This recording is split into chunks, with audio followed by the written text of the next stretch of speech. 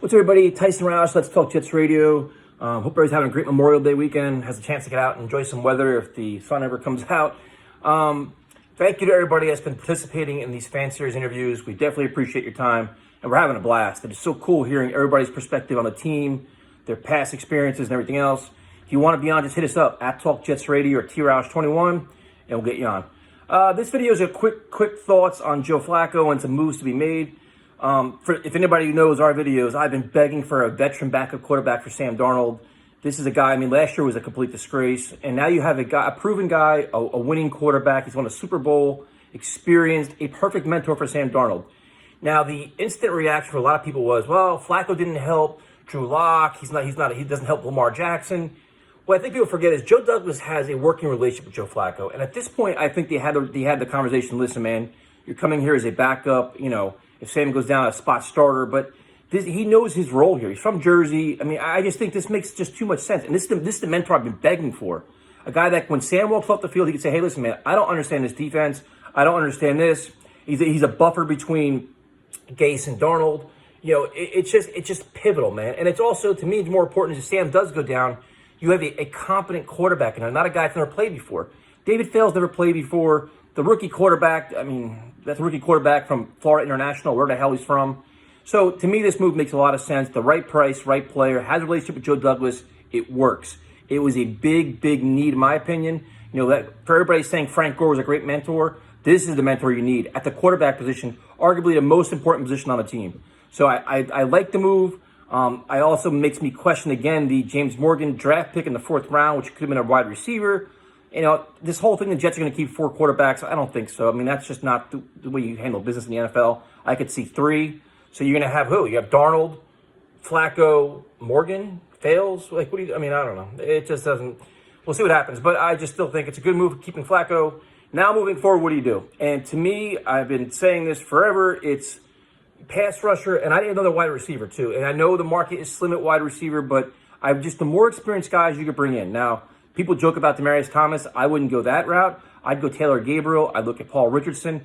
And listen, these aren't flashy names, but they're just proven receivers. Guys that at least had a cup of coffee in the NFL that actually done something.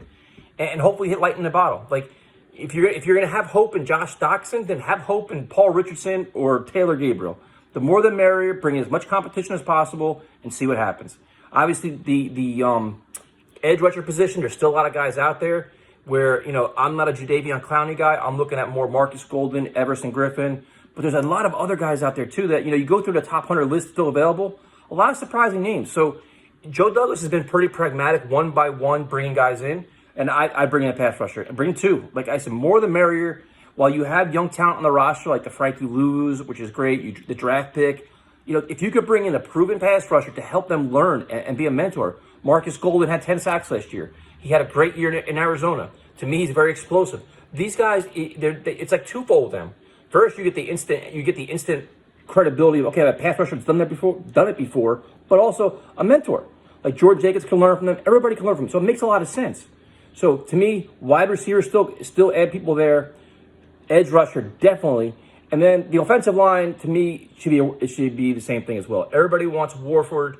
There are some questions about his athletic ability in terms of being a versatile lineman that would fit Adam Gase' system. A Pro Bowl guard, is he that, he seems like more like a grind that kind of stands there. He's not really, I don't know. I'm not like the offensive line expert. I'm just going by what people are saying. But Jason Peters is still out there. Kelvin Beacham's still out there. I would still continue to add depth, man. And it's the same thing. Like, this team is a work in progress, and I continuously make moves to upgrade the roster. Constantly. And then the cornerback position. There's a lot of corners out there, too. Like, Mo Claiborne's still out there. You go through the list, there's the names that we've seen before. To me, it's not an end-all, be-all Logan Ryan. For $10 million a year, I'm not necessarily saying it's a make or break for the Jets. But if they want to keep adding players there, go for it. I got to give Joe Douglas credit that he's, like I said, he's been pragmatic about things. He's going step-by-step addressing needs. And to me, edge rushers are a huge need and just more depth at other positions.